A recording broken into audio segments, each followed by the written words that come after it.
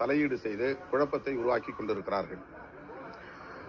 Largest party, ஒரு தனி பெரும் கட்சியாக தமிழக வெற்றிக் கழகம் மக்களால் தேர்வு செய்யப்பட்டிருக்கிறது. எனவே அவரை பதவியேற்க அனுமதிக்க வேண்டும். அதுதான் அரசியலமைப்பு சட்டம் காட்டுகிற வழிகாட்டுதல். அவர் ஆதரவு கோரிய நிலையில் இன்னும் அது தொடர்பாக ஆளுநர் எந்த முடிவையும் எடுக்காமல் இங்கே குழப்பம் உருவாவதற்கு இடம் கொடுக்கிறார். இது ஏற்புடையதல்ல. அடுத்து, தாவேகாவுக்கு ஆதரவு தெரிவிக்கக்கூடியவர்கள் யார் யார் என்ற பட்டியலை ஆளுநர் கோர முடியாது.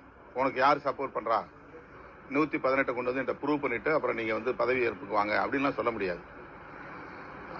அவர் ஆட்சி அமைக்க அவர் கோருகிறார். ஏன்னா எனக்கு 108 இடங்கள், நான் லார்ஜஸ்ட் பார்ட்டியா இருக்கிறேன் அப்படின்னு சொல்றாரு. அப்ப அவரை பதவியேற்க அனுமதிக்க வேண்டும். அவருக்கு அப்சல்யூட் மெஜாரிட்டி இருக்கா என்பதை சட்டமன்றத்தில் தான் அவர் நிரூபிக்க வேண்டும். சட்டமன்றத்தில் நிரூபிப்பதற்கு அவரை அனுமதிக்க வேண்டும். அவ்வாறு இல்லாமல் காலம் தாழ்த்துவதன் மூலம் பாரதிய ஜனதா கட்சி திரைமறைவில் தலையீடு செய்து குழப்பத்தை ஏற்படுத்துகிறது என்கிற ஐயத்தை உருவாக்கி இருக்கிறது. இது ஜனநாயகத்திற்கு ஏற்புடையதல்ல. எங்களை பொறுத்தவரையில் மக்கள் அளித்த தீர்ப்பின்படி விஜய் அவர்கள் முதல்வராக பதவியேற்பதுதான் சரி. அதற்கு நாங்கள் ஒருபோதும் இடையூறாக இருக்க மாட்டோம். ஏற்கனவே நீங்க சொல்லியிருக்கீங்க, சீமானும் விஜயும் ஆர்எஸ்எஸ் பெற்றெடுத்த பிள்ளைகள் சொல்லியிருக்கீங்க.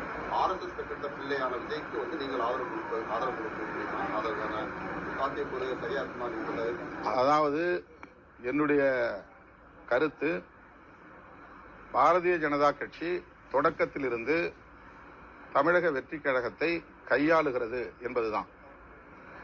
இப்ப இல்ல, தொடக்கத்திலிருந்து. அது என்னுடைய யூகம் கூட நீங்க வைத்துக் கொள்ளலாம். நான் அப்படி நம்புகிறேன். அதனால் அந்த கருத்தை சொன்னேன். இப்போதும் பாரதிய ஜனதா கட்சி அவரை கையாள துடிக்கிறது, அவரை கட்டுப்படுத்த முயற்சிக்கிறது, அவரை கட்டுக்குள் வைத்திருக்க நெருக்கடிகளை தருகிறது. இதுவும் என்னுடைய கருத்து.